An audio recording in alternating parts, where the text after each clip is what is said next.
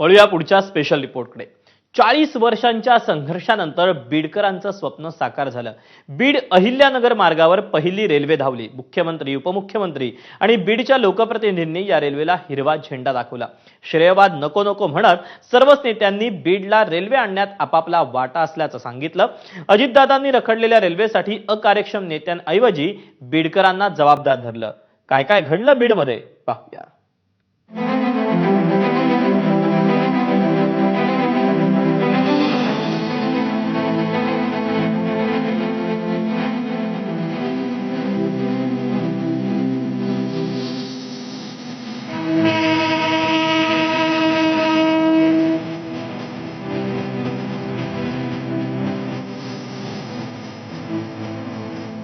तमाम बीडकरांसाठी अतिशय महत्त्वाचा दिवस। देश स्वतंत्र होऊन 78 वर्ष झाली। बीड निजामाच्या तावडीतून मुक्त होऊन 77 वर्ष झाली। महाराष्ट्र राज्याची निर्मिती होऊन 65 वर्ष झाली। तरीही बीडमध्ये रेल्वे पोहोचली नव्हती। अखेर तब्बल 40 वर्षांच्या संघर्षानंतर 3 पिढ्यांनी पाहिलेलं स्वप्न प्रत्यक्षात आलं। बीडमध्ये रेल्वे धावली। बीड अहिल्यानगर गाडीला मुख्यमंत्री फडणवीस आणि उपमुख्यमंत्री अजित पवारांनी हिरवा झेंडा दाखवला।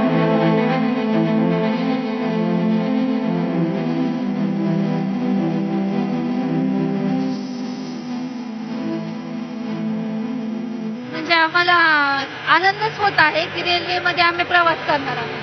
जी काही रेल्वेची त्या ठिकाणी तर आम्ही खूप खुश आहोत। बीडकर ही ज्या इतिहासाच्या क्षणाला आज आम्ही सोबती आहोत या ठिकाणी आणि खूप आजी आजोबांनी आमचे स्वप्न बघितलं होतं की या ठिकाणी आम्हाला रेल्वे यावी। हे स्वप्न पूर्ण झालेलं आहे। तर भारत सरकारचे आम्ही याबद्दल आभार मानत आहोत। या उद्घाटन सोहळ्यासाठी पंकजा मुंडे, धनंजय मुंडे, खासदार रजनी पाटील, खासदार बजरंग सोनावणे यांच्या सहित बीड जिल्ह्यातील लोकप्रतिनिधी उपस्थित होते। की मी एकमेव खासदार अशी आहे की भूमिपूजनाला सुद्धा होते आणि आज उद्घाटनाला सुद्धा आलेली आहे खासदार असताना। त्यामुळे मला मनापासून आनंद होतोय।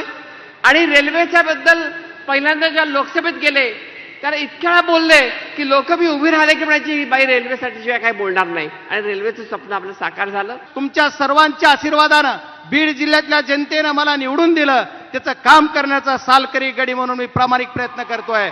आणि प्रयत्न करत असताना आदरणीय अजितदादांनी ज्या दिवशी पालकमंत्री पद स्वीकारलं त्या दिवसापासून धडाकाच लागला प्रत्येक गोष्टीला। पंकजा मुंडेंनी माजी खासदार केशर काकू क्षीरसागर ते आजी खासदार बजरंग बाप्पा सोनवणे या सर्वांना श्रेय दिलं। मात्र पंकजा मुंडेंच्या वक्तव्यात टोमण्याचा सूर ऐकू आला। जे जे या रेल्वेत बसणार आहे त्यांना या रेल्वेसाठी कोणाचं योगदान किती हे पूर्णपणे माहीत आहे।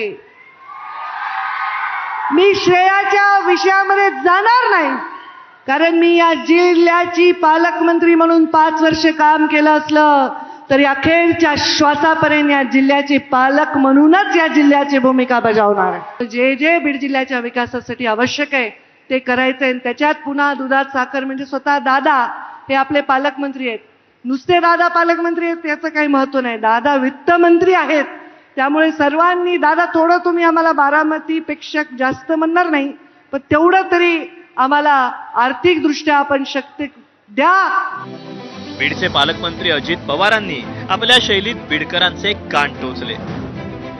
दिलेला पैसा हा सत्कारणी लागला पाहिजे। पैसा हा चुकीच्या पद्धतीनं खर्च झाला तर तुम्ही सत्ताधारी पक्षाचे कार्यकर्ते असाल, विरोधी पक्षाचे कार्यकर्ते असाल, अधिकारी कुणी असाल तर त्या अधिकाऱ्यांची गय केली जाणार नाही। पितृपक्षात ही रेल्वे गोपीनाथ मुंडेंना अर्पण करत असल्याची भावना मुख्यमंत्र्यांनी व्यक्त केली।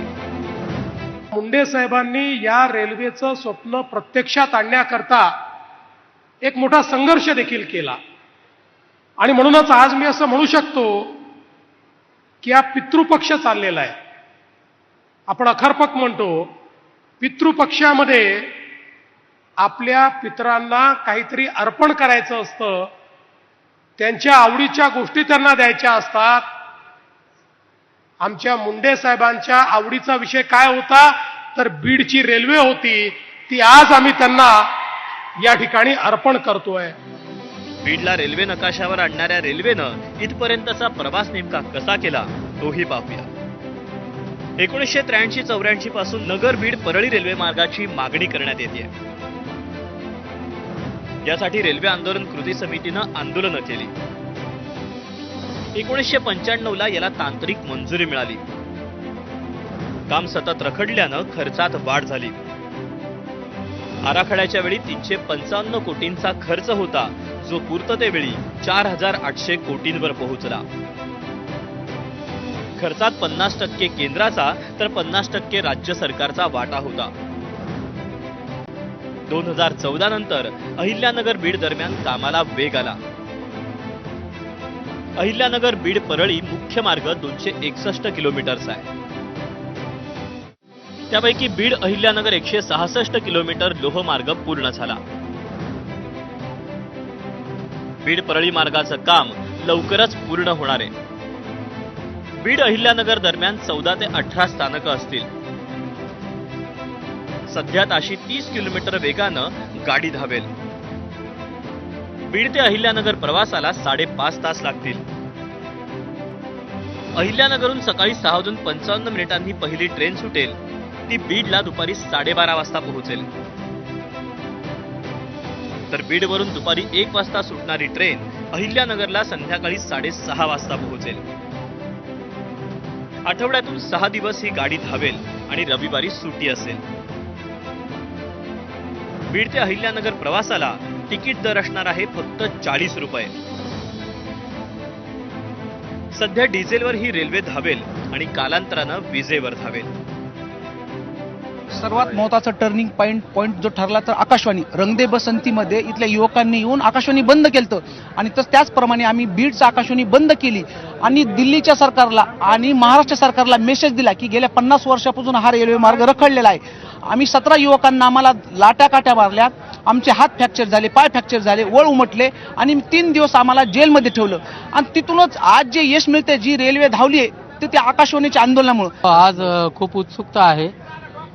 1997 सालापासून आम्ही विद्यार्थी संघटनेत होतो, तेव्हापासून आम्ही संघर्ष करत होतो. आम्ही अमोलभाई गलदर यांनी सुरुवातीला संघर्ष समिती स्थापन केली. तेव्हापासून आमची एकच मागणी होती की रेल्वे आली पाहिजे आणि त्याला आज पूर्णतः यश मिळत आहे, याचा आम्हाला खूप आनंद होतो.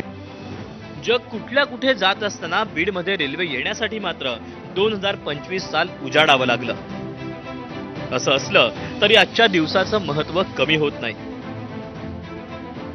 3 पिढ्यांनी 40 वर्ष पाहिलेलं एक छोटंसं स्वप्न आज पूर्ण झालंय. तमाम बीडकरांचं अभिनंदन. स्वानंद पाटील आणि विकास मानेसह ब्युरो रिपोर्ट, एबीपी माझा, बीड.